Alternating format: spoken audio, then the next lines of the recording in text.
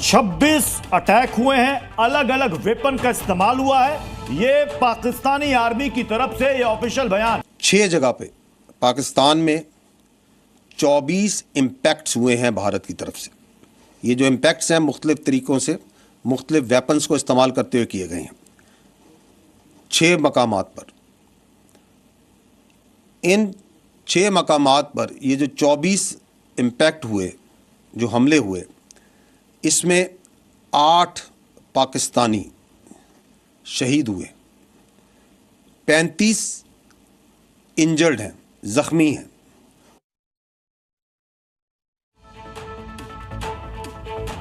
अब हम आपको ये अलग अलग तस्वीर हम आपको दिखा रहे हैं। ये देखिए, जो पाकिस्तान में तबाही मची है, जो टेरर कैंपों को उड़ाया गया है, ये उसकी तस्वीर है। 9 अटैक हुआ है अलग अलग जगहों पर। ये वो जगह है जहां पर आतंकी कैंप चल रहे थे, जहां पर जैश लश्कर के ट्रेनिंग कैंप थे, उनके हेडक्वार्टर्स थे। जब वहां पर अटैक हुआ, उसके बाद आप हड़कंप देखिए, वहां पर लोग भागने लगे। लोगों को पहले समझ में नहीं आया, उसके बाद एक के बाद एक जब धमाके हुए तब लोगों को समझ में आया, और उसके बाद मदरसों से, मस्जिदों से ऐलान होना शुरू हो गया कि यहां से तुरंत निकलिए।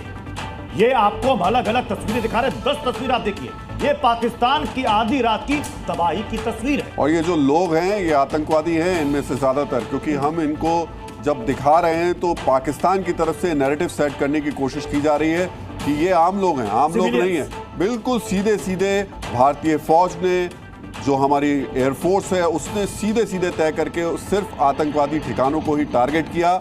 आतंकवादी अब तक 75 की संख्या आ चुकी है, 75 आतंकवादी मारे जा चुके हैं। ये जो तस्वीरें आप स्क्रीन पर देख रहे हैं, अभी और भी कुछ तस्वीरें आने वाली हैं। जी न्यूज़ आपके सामने लगातार उस बड़ी खबर को रखने की तैयारी कर रहा है जो कि हो सकता है अब से कुछ देर बाद आए, लेकिन उसके साथ साथ हम एक आपको मैप भी दिखाएंगे। उस मैप के जरिए मुझे क्यों मरियम नवाज ने कहा कि तुरंत इमरजेंसी लगा, पर उनके कई अब्बा हुजूर आज नहीं रहे होंगे। निश्चित तौर पर 75 तो अभी तक खबर आ चुकी है कि नहीं रहे, और उम्मीद की जा रही है कि नेवी भी, आर्मी भी और एयरफोर्स तीनों ने मिलकर ये जॉइंट ऑपरेशन किया है। और निश्चित तौर पर ये समझ में भी आ रहा था कि जो तस्वीरें पिछले कुछ दिनों में देखने को मिल रही थी कि तीनों की तीनों फोर्स मिलकर ये करेंगे। हमारे साथ अनुवेश भी इस वक्त मौजूद है साउथ ब्लॉक के बाहर से। अनुवेश, क्या अपडेट्स मिल रहे हैं इस वक्त वहां से? डिफेंस मिनिस्ट्री से कोई जानकारी मिल रही है आपको?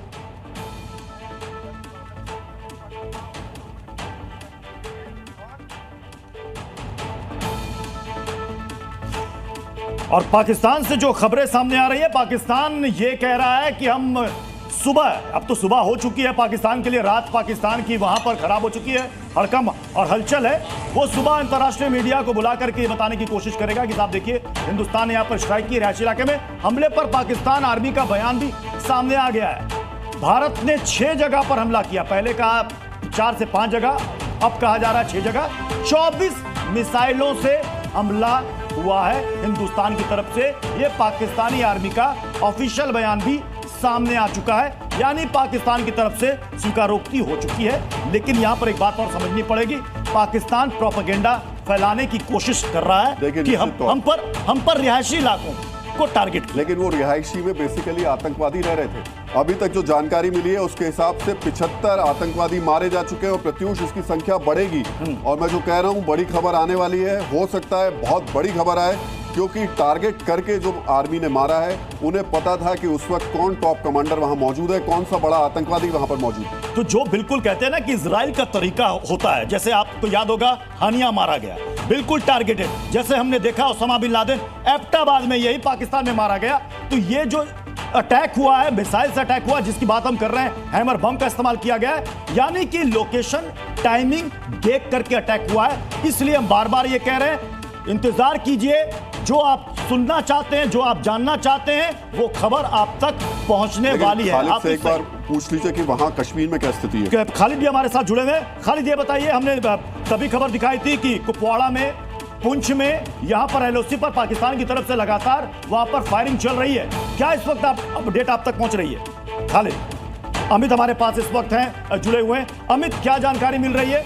देखिए, अभी एक नई जानकारी आई है कि एक एयरक्राफ्ट जो एलओसी क्रॉस करने की कोशिश कर रहा था, उसको शॉट डाउन किया है। और ये जो हमारी वहाँ पर एंटी डिफेंस सिस्टम है, anti air defence system, anti air defence system भी है और आकाश मिसाइल भी है जी। और ये वहां से क्रॉस करने की कोशिश कर रहा था। जैसे ही ये न्यूज़ इनको आई उस तरह से जो आर्मी ने अटैक किया था, उसके बाद जो 9 ठिकानों को वो किया, तो ये रिटेलिएशन करने की कोशिश कर रहे थे। ये वहां से क्रॉस करके अंदर इधर पंपोर की तरफ जो है वो बढ़ना चाह रहे थे। लगता है प्रत्युष ये बहुत इंपॉर्टेंट मैप है, इसको समझाना चाहिए और समझना चाहिए। ये बिल्कुल, ये देखिए जैसे जिसकी हम चर्चा कर रहे हैं, मुजफ्फराबाद, कोटली, ये वो इलाका, ये भिंबर, इस इलाके में यहाँ पर गोलीबारी चल रही है एलओसी में, नहीं। भिंबर में। और सबसे बड़ी चीज यहाँ से ये देखिए श्रीनगर से, ये देखिए ये जो है यहां से अगर आप देखेंगे बिल्कुल सीमा से सटा हुआ है। और ये पीओके का इलाका, पाक अधिकृत कश्मीर का इलाका, मुजफ्फराबाद जो पीओके की राजधानी, कोटली, भिंबर, जिसके बारे में मैं बताया कि यहां पर लगातार पाकिस्तान की तरफ से इस वक्त गोलीबारी वहां पर चल रही है। मुरीद के जिसके बारे में मैं कह रहा था आपको, ये लश्कर का हेडक्वार्टर है, बहावलपुर, ये वो इलाके हैं बिल्कुल हिंदुस्तान की सीमा से बिल्कुल तो मुझे लग रहा है प्रत्युष ये कोई इलाका रहा होगा जहां से मिसाइल्स को टारगेट किया गया इन इलाकों पे, मुजफ्फराबाद, कोटली, हाँ। ये जो इंडियन एयरफोर्स का ऑपरेशन है, चूंकि फिलहाल इसमें तीनों सेना इसमें शामिल है। बिल्कुल इसमें आर्मी भी है, इसमें इंडियन एयरफोर्स भी है, साथ ही नेवी। स्कैल्प मिसाइल का इस्तेमाल करने का मतलब नेवी की इन्वॉल्वमेंट, जिसके बारे में हम कह रहे थे ना, ब्रह्मोस और स्कैल्प का हम विकल्प तलाश सकते हैं, उसका इस्तेमाल किया गया। पिन पॉइंटेड हैमर बम का इस्तेमाल किया गया और मुझे जहां तक लग रहा है कि हैमर बम का इस्तेमाल यहां पर किया गया होगा, हैमर बम का इस्तेमाल यहां पर किया गया होगा, क्योंकि यहीं पर लोकेशन, मूवमेंट, मसूद अजहर की, हाफिज सईद की कली तलहा का बयान आया था कि उसके अब्बा हुजूर, उसके वालिद जो हैं पाकिस्तान में सेफ हैं। और एक जगह खबर यह भी चली कि उसने मुंह से यह भी कह दिया कि पाकिस्तान के पंजाब प्रांत में